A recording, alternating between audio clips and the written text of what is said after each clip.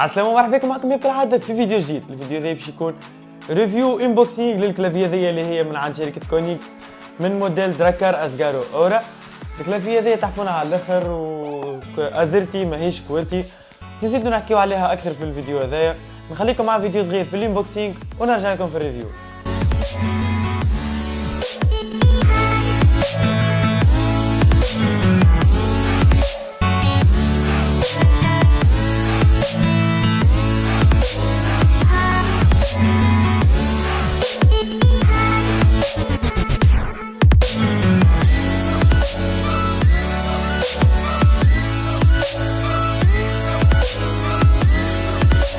وبعد ما كملنا من الانبوكسينغ نرجع لكم توا باش نحكيو برشا على الكلافيه هذيا.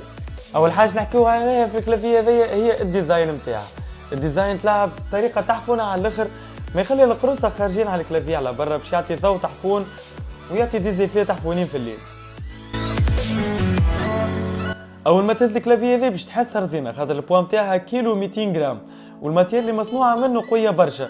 معناها اذا كان ما باش تطيح ولا اونكاو طاحت ولا صارت لها حكايه مش بالسهل انها تكسر، والماتير اللي مصنوعه منها من الحديد.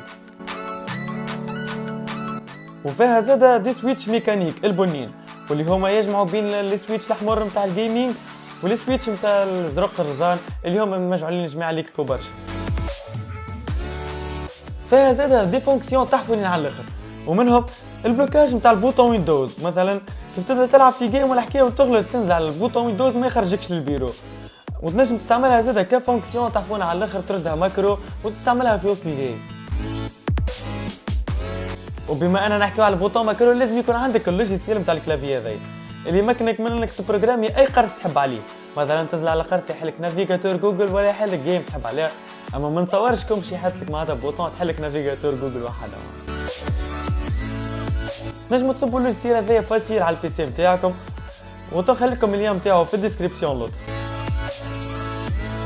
والحاجه اللي عجبتني في الكلافيه هذه هي اللايتينغ نتاعها، خاطر لي توش خارجين على برا من الكلافيه اللي يعطيو منظر تحفون على الاخر للسيت اب نتاعكم، وخاصه كي تبدا مظلم البيت تحس روحك في دنيا اخرى. فيها زاده 7 كولور دو ريترو اكليراج اللي يعطيو منظر مزيان على الاخر في الليل. وكان قلقك الضوء نتاع الكلافيه هذيا تنجم تنزل على فونكسيون والفلاش اللوطاني اللي هو يطيح في الضوء، ولا العكس تنزل على فونكسيون الفلاش الفوقاني باش تقوي الضوء. وكان تحب تبدل الكولور تنزل على فونكسيون وسوبريمي. اما لكن لي زيفي هذوما اللي حكيت عليهم مازالوا فما دي زيفي اخرين ومازالوا فما فونكسيونات اخرين، كل شيء تنجموا تلقاوه في اللوجيسيال نتاع الكلافيه هذايا. وتوا نحكيو شويه على لي بوطون نتاع الكلافيه هذايا.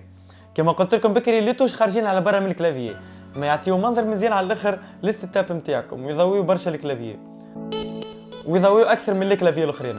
وبالطبيعه ما ننسيوش لي توش ملتي ميديا اللي هما البلاي والبوز، ولا تزيد وتنقص في الفوليوم نتاع الاغنيه اللي حاططها انت. نمشيو توكا نحكيو شويه على الكابل نتاع الكلافيه هذا. الكابل نتاع الكلافيه تلقاوه مغلف ملوع كيما القماش اللي ما يخليوش مش بالسهل انه يتعقد ولا يتقطع. وزاد في اخر الكابل هذايا نلقاو يو اس بي جولد ومصمم بطريقه تحفونه على الاخر، كيما قلت لكم مش بالسهل انه يتقطع.